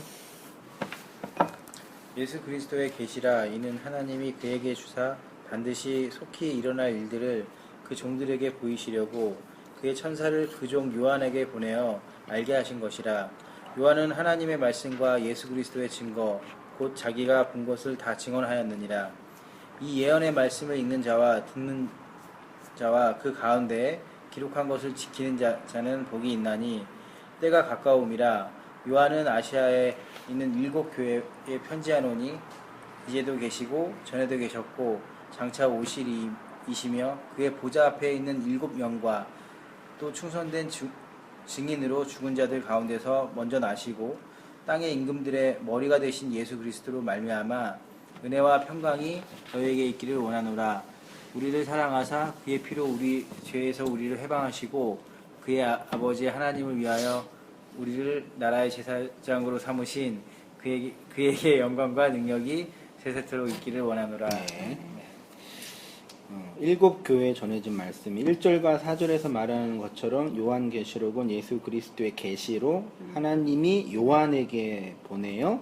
그 계시를 받은 요한이 당대 아시아에 있는 일곱 교회에게 편지 형식으로 보내어진 말씀. 일곱 교회는 에서보드 사빌라예요. 에베소, 스무나, 버가모, 두아리라, 사대, 빌라델비아의 사자에게 보내어졌어요. 그러니까 하나님이 요한에게 계시를 보여주고 받은 요한이 그 계시를 문자로 기록해서 당대 일곱 교회의 사자들에게 편지로 보낸 거예요. 일곱 교회가 있는 각 도시의 소아시아 지방의 중심지였으며 각 도시 간에는 도로가 연결되어 있어서 교통이 빈번했습니다. 여기 그림 보시면 여기 반모섬이 있고 밑에서부터 이렇게 원형으로 에서, 버두, 사빌라 7개가 다 이렇게 있죠. 이렇게. 그러니까 반모섬에서 사도가 이렇게 계시를 받았을 때 대륙에 있는 이 교회를 이렇게 바라봤겠죠. 그런 모양새죠. 에베소는 웅장한 아데미 신전이 있었던 곳이고, 서머나는 소아시아의 중요 항구 도시이고, 버가모는 거대한 제우스 신전과 지방 행정관청의 소재지, 곧 소아시아의 수도였고, 두아디라는 농업과 면직 공업의 중심지였고, 사대는 태세에 가는 도시로서 가장 오래된 도시이며 루디아 지방의 수도였고, 필라델피아는 중앙에 비옥한 고원의 평지로 가는 길목이며, 라오디게아는 번청한 은행 중심지이고 양털과 안약의 생산지였습니다. 한편 소아시아에는 7교회만 있었던 것이 아니라 밀레도, 아소, 드로아, 아드라무테노, 골로새 등 여러 교회가 성장하고 있었습니다. 이렇게 많은 교회가 있었음에도 불구하고 성령께서 사도 요한에게 7교회에게 국한하여 말씀하신 이유는 7이라는 숫자에 상징적 의미가 있기 때문입니다. 다시 말해서 하나님은 당시 소아시아 7교회에만 말씀하신 것이 아니라 모든 시대의 교회, 모든 장소의 교회를 향하여 말씀하심을 설명하기 위해 7이라는 완전수, 언약의 수를 들어서 말씀하신 겁니다. 따라서 계시록의 7교회는 모든 세대에 걸쳐 역사 속에 세워지는 교회, 하나님의 언약을 받은 하나님의 백성을 상징하는 것이고, 계시록의 말씀은 이렇게 하나님의 백성에게 마지막으로 전달되는 계시의 말씀입니다. 그다음 우리 집사님 한번 읽어주세요. 기록 목적. 사도 요한이 계시록을 기록한 목적을 알기 위해서는 본서가 기록될 당시의 시대적 배경과 교회를 중심으로 한 정치적, 종교적 상황을 살펴보아야 합니다. 왜냐하면 이 역사 속에서 세워지는 교회는 그 시대의 상황과 무관할 수 없고 긍정이든 부정이든 영향을 받을 수밖에 없기 때문입니다. 예, 시대적. 그 계시록은 고난의 시기를 위한 예언문이라고 불립니다. 그 이유는 당시의 성도와 교회는 엄청난 박해를 받고 있었기 때문입니다. 초대교회 당시 문명적 상황은 유럽과 아시아의 지상 최대의 제국이었던 로마 제국이 온 나라를 통치하고 있었고, 로마는 처음에는 자신들이 정복한 정복지에 대해 유화 정책을 실시하여 대부분의 각 지역의 문화와 종교를 인정하고 흡수하는 관용을 베풀었습니다. 그러나 AD 64년 로마의 대화재 사건이 발생했을 때 네로는 화재의 원인을 로마 정부의 비협조적이었던 그리스도인들에게 돌린 후 기독교와 연루된 모든 사람들을 투옥시키고 대부분 원형극장인 콜로세움에서 처참하게 죽였으며 때로는 십자가형을 통해서 무참하게 학살하였습니다. 아주 고난의 시기였죠. 당시 로마 제국에는 다양한 종교가 있었지만 최대의 종교는 황제 숭배였어요. 황제 숭배는 칼리큘라 AD 37년 41년에 의해 시작되었고, 그는 자신의 정치적 역량을 문화와 종교, 사상적 측면에서 확산시키기 위해 황제 숭배를 지시했으며 자신의 흉상을 예루살렘 성전에 안치하려고까지 했으나 정적들에게 살해당하여 그 뜻을 펼치지 못했습니다.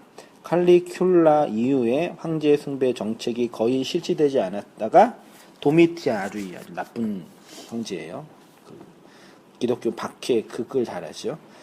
다시 실행되었습니다. AD 79년에 베수비우스 화산 폭발로 폼페이와 헤르큘레니움이 파괴되고 AD 81년 로마 화재 사건과 괴질로 인하여 폐허가 되다시피 한 국내의 혼란한 상황에도 불구하고 사악하고 정치욕이 강했던 도미티안은 자신을 주와 신으로 경배하라고 명령하였습니다. 그 자신 외에 다른 신을 섬기는 집단과 개인을 결코 용납하지 않았으며 자신의 명령에 불복하는 자들은 가차없이 처벌하였습니다.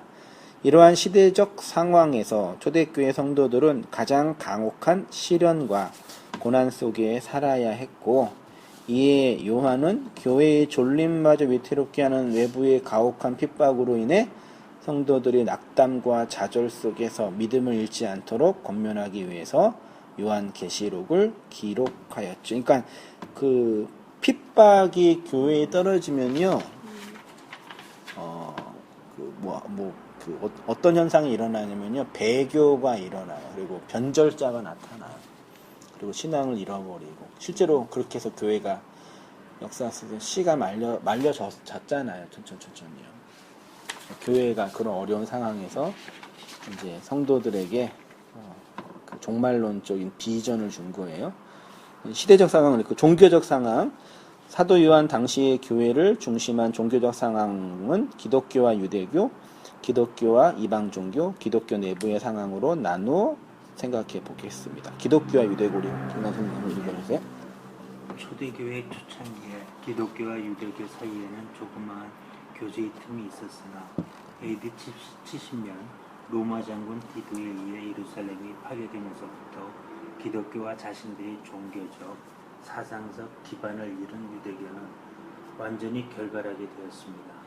사실 그 당시 교회와 유대의 회당은 각각의 제도와 형태를 갖추고 발전해가고 있었습니다. 이러한 외적 정황과 더불어 기독교와 유대교를 결갈하게 만드는 내적 요소는 율법 준수에 대한 견해 차이였습니다.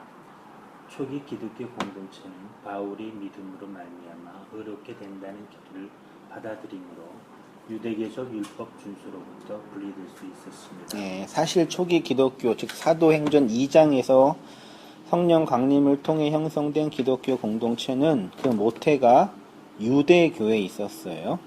그리고 다른 정치인들과 이방인들이 보기에 유대교나 기독교는 같은 형제 정도로 이해했어요. 바울의 선교 전략도 거의 대부분 회당에서 구약 성경을 중심으로 한 복음 설교를 중심으로 진행되었고, 초기 기독교 공동체는 이방적 배경보다는 유대교적 배경이 더 강했습니다. 그러니까 제가 자주 말씀드렸는데, 그 정치적 환경적으로는 로마의 황제 숭배에서 핍박을 받았어요. 정치적으로는요. 환경으로는요. 경제적으로도 그렇죠. 신학적으로는 이제 신학이 큰 문제죠. 왜냐하면 이건 정치나 환경은 그때만 견디면 되는데 신학적으로 이제 문제가 되면은 씨가 말리는 거거든요. 그러니까 초기 기독교, 그러니까 원시 기독교라고도 하고 초기라고도 하는데, 기독교는 실제적으로 역사적으로 언제 시작이 됐다고 봐야 된다 그랬어요? 기독교는 사도행전 2장부터 시작된 거예요, 사실은. 현실적으로. 그 2장까지 예수와 12제자는요, 유대교 안에 있었어요. 예수님도 유대인이었고, 유대교 안에서 유대교를 개혁한 거죠. 말하자면. 붓다가 그 힌두교를 개혁하고 불교를 만든 것처럼 예수님과 초기 그 제자들은 다 유대인들이었어요. 그러니까 유대교적 틀을 부시고 나온 거예요. 그래서 이때는 이제 못 부셨죠. 죽었죠. 근데 사도행전 2장 뭐가 떨어졌어요? 성령이 임해서. 맞아요. 그러니까 우리 인생도 성령이 임하면, 영이 임하면, 이번 주 할 텐데, 그러니까 신비주의자들이 말했던 그 현상은요, 정확해요. 그 신비주의 교회에서 경험했던 것, 심적이 있잖아요. 그 정확한데 그 내용은 틀린 거예요. 껍데기는 맞아요. 그러니까 그런, 말하자면 그런 인카운터적인 그런 어떤 그 도노의 어떤 깊은 깨달음이나 그런 게 필요해요. 그리고 그런 건 단박에 오기도 하고, 꾸준히 가랑비에 적기도 하고. 그런 데잖아. 아니라며. 그런데 목사님도 지금 그러시잖아. 뭐가요? 말씀을 딱 들어봐. 네. 네. 그러니까 단박에 온다는 얘기가요. 네. 그냥 멍하고 있다가 온 게 아니라 네, 그러니까. 점수의 가전을 꾸준히 밟다가 양이 차면 터지는 거예요. 그러니까 우리 이제 비 많이 오면은 산사태가 일어나잖아요. 네, 네. 산사태 갑자기 일어나는 게 아니라 밤새도록 산이 울어요. 울다가 물이 다 차면 임계점이 되면 터지는 거예요. 그 전까지는 산사태 안 일어나요. 그러니까 계속 물을 집어넣어야 돼요. 계속. 근데 이 구멍이 많이 나면 안 되니까. 예, 예. 그 형제들이 자기는 구멍 난 것 같다 그러더라고요. 그러면 어떻게 해야 돼요? 구멍 난 것보다 더 많이 집어넣어야죠. 계속 많이. 계속 많이 집어넣어야죠. 그래서 무조건 일주일에 한 번 오라고 그랬거든요. 예, 예. 그래서 그런 가정에서 이제 성령이 임해서 2장에 이제 성령이 임하기 전에 예수님이 3년 동안 축도를 가르쳤어요. 3년 동안 데리고 다니면서요. 점수의 가정이 있었었죠. 그리고 이제 떨어진 거죠. 그리고 이때부터 이제 기독교 공동체가 이루어지는데 이 사도행전 2장이 6월절이었잖아요. 6월절이면은 메대와 이방에 있었던 모든 유대 그때 디아스포라 유대인들이 다 온 거예요. 이때 와서 성령 받고 유대 교도들이 기독교인이 되고 성령 받아버렸어요. 집으로 가야 되는 집에 안 간 거죠.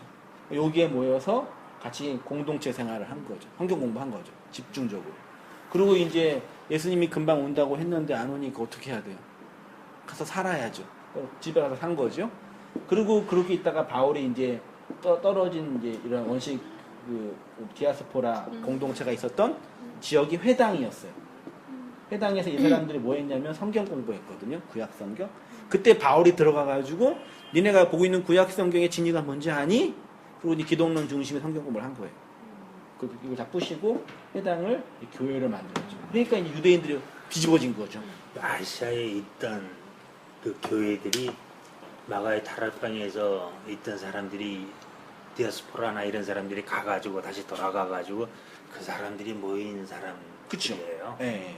그러니까 새로운 개척지가 아니라 바울이 다 했던 이방이 아니라 회당에 돌아다닌 거예요. 그렇죠. 그거를 이제 그 경건한 구제하는 사람들이라고 기도하는 사람들이 표현한 거지. 그러니까 어떤 이방이냐예요. 그래서 사도 바울은 뭐 했냐면요. 유대교를 부셨어요, 이 사람은. 그러니까 맨날 고난받 유대인들이 열받아가지고 쟤 안 죽이면 난 안 죽을 거라고. 그래서 칼의 위협, 강도의 위협. 그러니까 하나님이 복음을 전해야 되는데 살해의 위협이 있으니까 도와주지는 않고 죄수로 만들어가지고 그냥 로마로 보낸 거죠. 그 로마에서 이제 방이 가택용 관소 복음 전하고 그런 상태였어요. 그러니까 초기 기독교는 그러니까 이런 상태에서 바울은 그러니까 우리 이제 사도들을 보면 초기 이렇게 보면은요 맨 처음 사도의 담임 목사가 베드로예요. 사도행전 1장부터 11장까지 그 다음에 13장이랄까 14장부터 이제 28장까지는 사도 바울이고 여기부터 누구예요? 요한이에요. 그러니까 이 베드로는 아무래도 친유대주의겠죠. 보수주의였겠죠. 그래서 그런 일이 있었잖아요. 여기 이방인들과 밥 먹고 있는데 저기 예루살렘에서 장로들이 와가지고 이제 오니까 쫄아가지고 도망간 거예요. 유대 율법에서는 이방인가 먹으면 안 되거든요.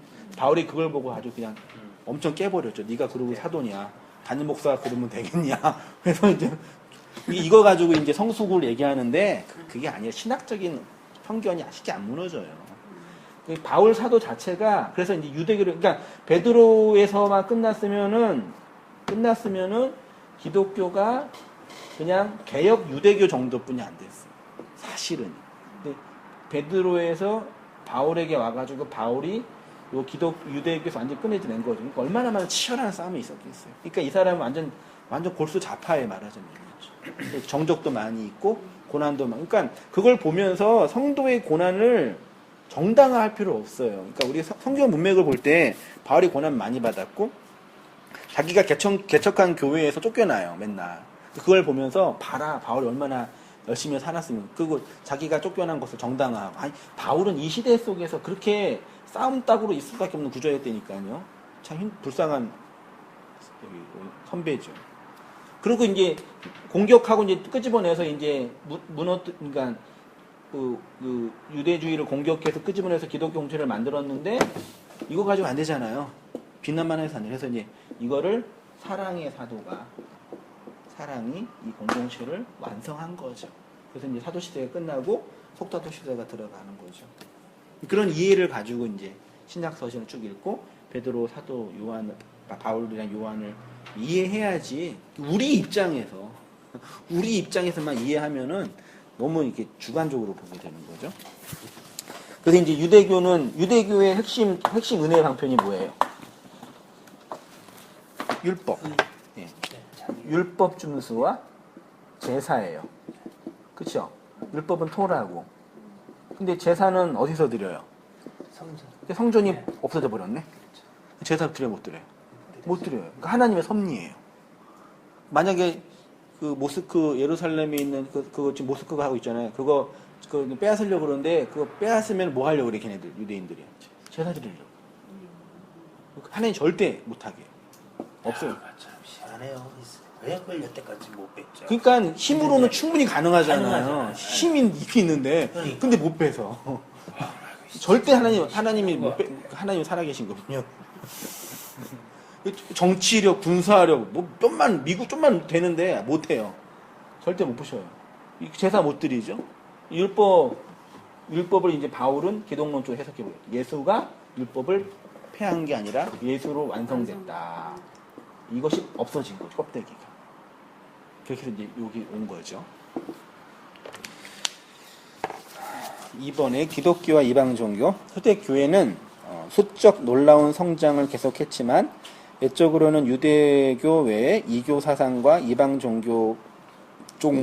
종교들과의 정면 대결을 피할 수 없었습니다.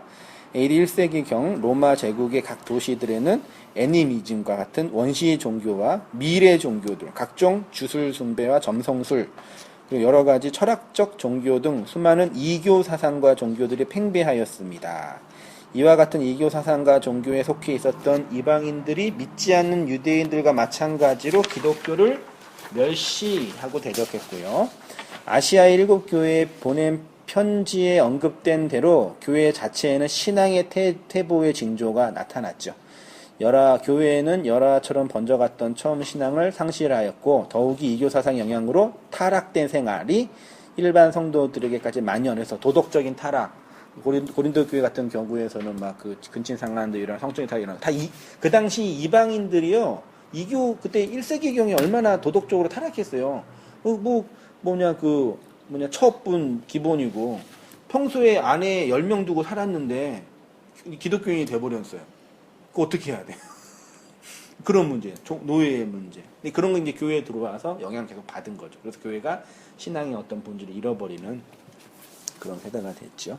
그래서 사도 요한이 이제 뭘 걸고 이제 들어오냐? 종말론. 이 종말론이 사람 움직이는 짱이에요. 돈 빼고 시간 뺐는데 짱이에요. 정말로. 좀 더 나중에 공부하겠지만 저도 이것 때문에 CC에 선신했었거든요. 이단이나 신천지도 종말로. 요거 가지고 이제 오늘날 종말로는 좀 다르게 변질돼 있어요.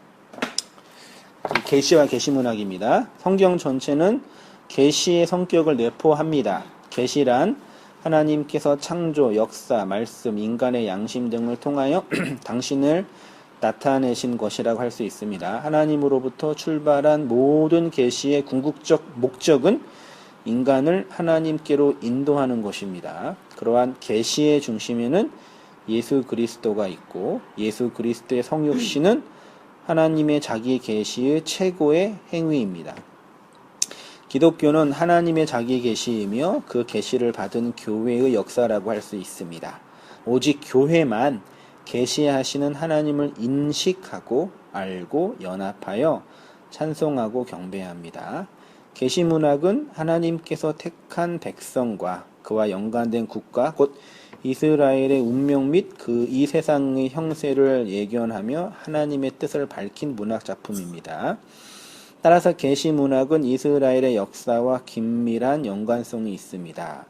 이스라엘이 아수르에 의해 멸망당하고 남유다가 바벨론에 의해 패망당함으로써 하나님의 백성이 이방의 포로가 되는 비극적인 운명을 맞이하게 될 때 뭐가 일어나요? 계시 문학이 꽃을 펴요. 그래서 이사야, 예레미야, 에스겔, 다니엘, 스가랴 이런 계시 문학이 활짝 꽃을 피고요. 그러니까 언약 백성이 환란을 당하고 나라가 무너졌어요. 이유가 뭔지 모르겠는 거예요.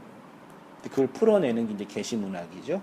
근데 이스라엘 백성의 가장 큰 환란의 시기가 바벨론 유수이기도 하지만 400년 이게 BC 중간기예요. 이거 뭐라 그러냐면은 포로기가 아니라 이제 계시가 이게 종결된 암흑기라 그러거든요. 하나님이 선지자를 안 세워요. 말씀도 안 줘요. 언약 백성이 그게 없으니까 미치는 거예요. 이때 그래서 이제 그런 계시 문학이 확 꽃을 피는 거예요. 종말론적 메시아 대망 사상. 하나님 우리를 언제 회복할까? 이런 것들이요. 그래서 나온 게 이제 뭐 지금 나와 있는 에녹서, 에스라서. 이건 경전이 못 됐어요. 왜냐면 판타지 소설이니까 자기들의 신앙적인 열망을 현실로는 안 되잖아요. 그러니까 어떻게 해요? 글로 그러니까 현실을 부정하는 방식 중에 하나가 이런 판타지를 만들어내는 거예요.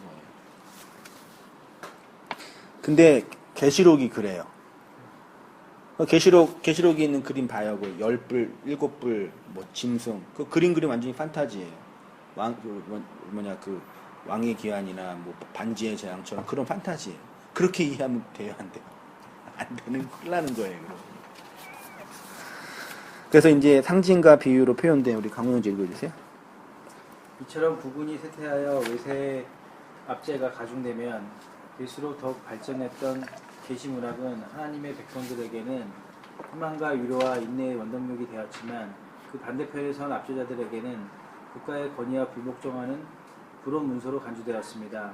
이와 같은 시대적 배경 때문에 계시 문학은 종종 보통 사람이 이해하기 어려운 표현과 상징 등을 사용하여 기록되었습니다. 왜 이해하기 어려운 표현과 상징을 했어요?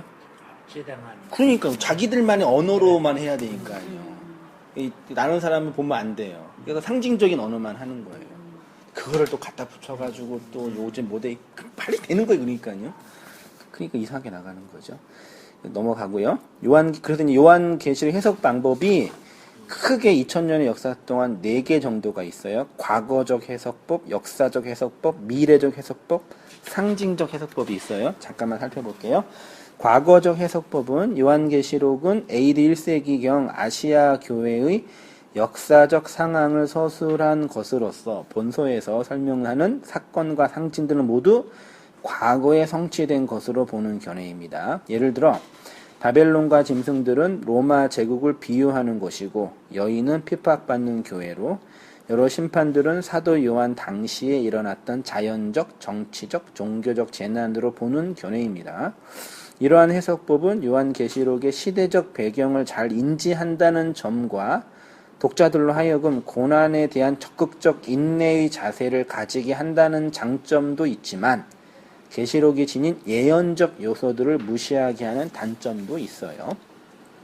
역사적 해석법은 계시록을 교회사에 대한 예언적 고찰로 보는 견해입니다. 13세기 성경학자인 요아킴에 의해 처음 사용된 이 해석에 의하면 계시록은 사도 시대부터 종말에 이르기까지 전개되어 왔고 또 계속 전개될 교회사의 파노라마에 대한 예언이라는 것입니다. 전통적으로 이 해석법을 적용하는 자들은 공통적인 요소는 계시록이 언급된 적그리스도와 바벨론은 로마 제국 및 로마 교황과 관련된다는 것이고 이와 같은 해석법은 루터와 칼빈 등 개혁자들의 지지를 왜냐면 로마가 마음에 안 들었거든. 제 적그리스도 나쁜 놈 그런 거죠. 했다가 이제 요즘에 좀 시큰둥해. 그래서 개혁자들이요 구원론은 탁월한데요 종말론은 꽝이에요. 어쩔 수 없어요. 시대적 상황, 미래적 해석법. 박사님 한번.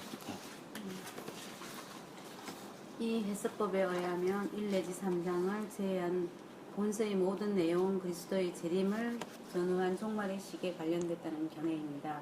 특히 인과 납달과 대접은 그리스도께서 재림하기 직전 땅에 거하는 모든 악인들에게 내린 최후 환란에 대한 구체적 표현이며 13장과 17장의 짐승은 역사의 마지막 때에 일어날 적그리스도이고 이는 세상을 심판하시고 천년왕국을 건설하기 위해서 재림하실 그리스도에 멸망당할 것이라고 합니다. 이러한 해석법은 기독교 초기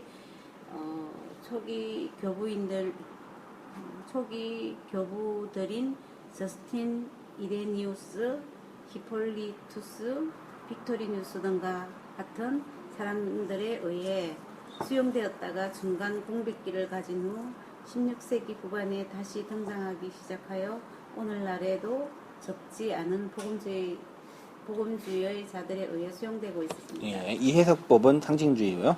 계시록의 시적이며 상징적이며 영적인 것으로 보는 것으로 일명 영적 해석법이라고도 불립니다. 이 해석법에 의하면 계시록은 어떤 특정한 역사적 사건을 예언하는 것이 아니라 교회사를 통해 계속되어 온 선악 싸움에 대한 진리를 말하고 있고, 이 해석법은 그것이 교회의 역사 속에 일어난 것이든 모든 현상들의 종말에 관한 것이든 계시록에 나오는 상징들을 특정한 시대의 사건으로 동일시하기보다는 하나님과 사탄의 싸움 및 하나님의 심판에 관한 실제를 나타내는 것으로 봅니다. 이러한 해석의 전제는 역사는 창조주 하나님의 장중에 있는 바 그리스도의 영광과 재림을 통해 하나님의 승리로 싸움이 종결된다는 것입니다. 뭐가 좀 괜찮은 것 같아요? 4개 정도 있는데요. 과거, 역사, 그 다음 미래, 상징. 볼게요. 우리는 어떻게 해석할 것인가? 계시록은 이렇게 2000년의 교회 역사 속에서 개인과 조직의 입장에 따라 다양하게 해석해 왔습니다. 더욱이 계시록의 특징상 하나는 맞고 다른 것은 틀렸다라고 할 수 없을 정도로 난해하고 어려운 부분들이 많이 있습니다. 따라서 해결책은 과거주의 해석, 상징주의, 미래주의 방법들의 장점은 극대화하고 약점은 최소화하는 방향으로 해석해야 합니다. 예를 들어 빌이라는 학자는 수정된 상징주의 구속적 역사적 형태라고 하죠. 빌은 상징들의 성취를 시작한 것을 보고 현재에서 미래까지의 교회 시대를 묘사하는 것으로 해석합니다. 넘어가고요. 과거와 현재와 미래를 통전적으로 따라서 계시록을 해석함에 있어서 우선적으로 본서가 기록된 1세기경의 기독교가 직면한 역사적 상황을 살펴봐야 되고요. 동시에 요한의 환상과 언어가 로마 제국이나 로마 교황청을 묘사하고 있다고 보지 않습니다. 이것은 박해를 받는 모든 시대의 교회에 격려를 주는 한편 모든 시대의 교회에게 짐승으로 상징된 사탄에 대하여 경계를 줍니다. 어떤 기록들은 쉽게 이해될 수 있고 어떤 상징들은 설명이 가능하지만 대부분의 기록은 구체적으로 무엇을 의미하는지 단정하기가 어렵습니다. 그러므로 본서의 일부 예언을 우리 주변의 구체적 상황과 절대 동일시하는 것은 위험하고 무모한. 예를 들어서 적그리스도가 교황이다, 유엔이다, EU다 있잖아요. 말도 안 되는 거예요. 갖다 붙이면 안 돼요. 이런 맥락에서 미래적 해석법과 상징주의 해석법 양자를 존중해야 합니다.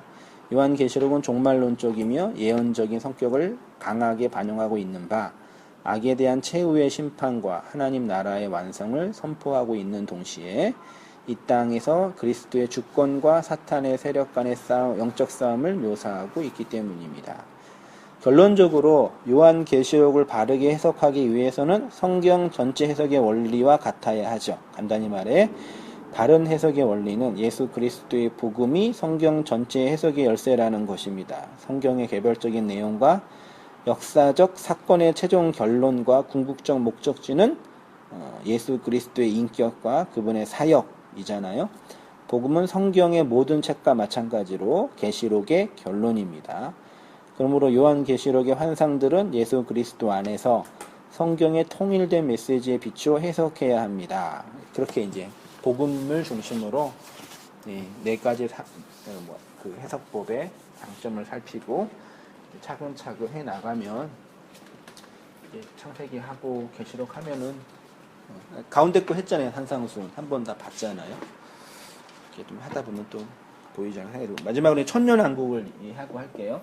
계시록 20장에 천년왕국이 있어요. 이 천년왕국이 뭐냐에 따라서 종말론이 결정돼요. 천년왕국 설이 크게 몇 가지가 있어요? 맨 뒤에 있죠? 네 가지가 있는데 크게는 세 가지예요. 무천년. 두 번째가 전천년. 세 번째가 후천년. 후천년. 전천년 안에 세대주의적 전천년이 있어요.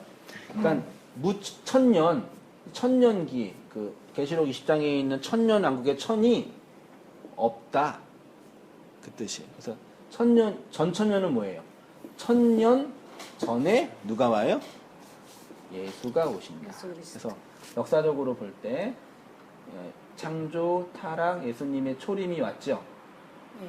그 다음에 역사가 진행되고 예수님이 언젠가 오실 거 아니에요? 재림? 그러면 전천년은 뭐예요? 천년 전에 예수님, 천년 전에 예수님이 재림하신다. 재림 후에 천년왕국이 있는 거예요. 됐죠? 네. 그 얘기고요. 그 후천년은 뭐예요? 천년왕국 후에 재림이 와요. 그러면 예수님이 재림이 되면 천년왕국, 우리가 왕노릇 할 수 있는 판타지, 영광스러운 나라가 임할 것입니다. 언제 이 얘기가 통용이 되겠어요? 전천년은요. 우리가 좀 참고 인내하고 예수님께서 오시면 이 고난의 시대를 이기고 나면 영광스러운 하나님의 나라가 올 거예요. 이 고난의 시기, 환난의 시기, 핍박을 받을 때 우리나라 그 구한말이나 일제시대나 전쟁통에는 이게 유행이었어요. 그래서 이 뭐가 잘 나와요? 신비주의, 초월주의. 이 역사가 워낙 힘드니까요. 소망이 없잖아요. 전쟁통에. 가치가 없잖아요. 그러니까 뭐만 바라봐요? 하나님 나라만 바라보는 거예요. 그러니까 아무래도 신앙이 비현실적이죠. 현실 자체가 부정돼요. 고난 때는요. 이거는요. 수천년, 이거는 번영의 시기. 그러니까 여기 천년왕국이요. 이 땅에 세워지는 그리스도의 왕국이에요. 그래서 성시화 운동 있죠? 예. 기독교 공동체 하는 거. 여러분이 헌신하고 노력하고 애쓰면 이 땅에 푸르고 푸른 그리스도의 계절이 와요. 번영의 신앙, 성공의 신앙, 그리스도의 왕국이죠. 이렇게 있어요. 그러니까 무천년은 뭐냐면요. 그 천년이 상징적인 언어다. 어떻게 보냐면 예수님의 성령 강림과 재림 사이가 이게 교회의 시대잖아요. 네. 이게 천년이다. 이게 보니까 좀 맛은 좀 강도는 좀 떨어지죠. 제 설교처럼 좀 싱거울 수 있죠. 근데 이 안에 끊임없는 영적인 전쟁과 싸움과 신앙의 성숙과 삶의 변화가 나타나요. 뭐가 마음에 드세요? 집사님. 그럼 저기 이게 좋아요? 그 천국이 네. 신천지에서요. 네. 이 땅에 임한다 그래. 천국이 저기 아니라. 후천년이죠. 네, 거기 그렇게 이야기해요. 임하니까 14만 4천 빨리 가야 되니까 네. 빨리 들어가자. 네. 간 거죠. 그 이야기 하더라고요. 이 역사관 속에서 이제 성경을 잘 해석하는 거죠. 네, 그 역사 속에서 어떻게 하냐면은 그러니까 14만 4천이 다 왕 같은 제사장이 되면 그러니까 왕 같은 제사장이 되고 얘기하자. 흰물이 저기에 흰무리가 구원받는다고 돼 있잖아요, 목사님. 흰 옷 입은 사람. 예, 흰무리. 그러니까 그 사람들이 나중에 그 이후에 다른 많은 사람이 구원받는다고 그렇게 이야기를 하더라고요. 여기 이제 요거를 이제 자기네 입장에 맞춰서 한 거예요. 예, 예. 오늘날은 전천년은 별로 환영받지 못하겠죠. 예. 여기 뭐냐 그렇죠. 중국이나 그렇죠. 여기 북한 교회나 북한은 북한에서는 네. 요것만 믿고 살겠죠. 그렇겠죠. 그런 거예요. 그러니까 항상 변했어요. 그러니까 저는 무천년주의거든요. 근데 다 약점이 다 있어요. 근데 그나마 가장 구속사적이고 예수 그리스도 중심적인 부분에서는 무천년이 제일 낫다. 좀 뭐냐 어떤 신앙의 어떤 그런 어떤 열정이나 이게 약할 수 있는데 이 안에 이제 복음적인 해석을 들어가면은 정말 해석할 수 있는데 아무래도 역사 속에서 나라가 번영하고 기독교가 막 번성할 때는 후천년이 강하게 일어날 거고 고난 속에 있을 때는 전천년이 강하게 일어났어요. 여태까지 항상 여기 왔다 갔다 했다는 얘기죠. 그러니까 뭐가 이것만이 진리고 이게 구원이다 그럴 수 없는 거예요. 나는 후천년이 좋아요. 그러면 그럴 수 없을 수 없는 거고 그렇게 이제 하면 되는데 다만 저는 이제 이게 옳다 그렇게 이제 인정을 받으면 좋겠다 생각이 들어요. 그러니까 하나님의 나라가 내 역사 속에 세워지는 거죠. 이미 재림이 시작됐고 종말이 시작됐고 완성해 가는 거죠. 이 이미와 아직의 이 구속사적 긴장감. 그렇죠. 전천년, 무천년, 전천년, 후천년 세 개만 이해하시면 돼요. 그 틀 속에서 나머지는 시간 뭐 대신문이 한번 읽어보시고 그렇게 하겠습니다.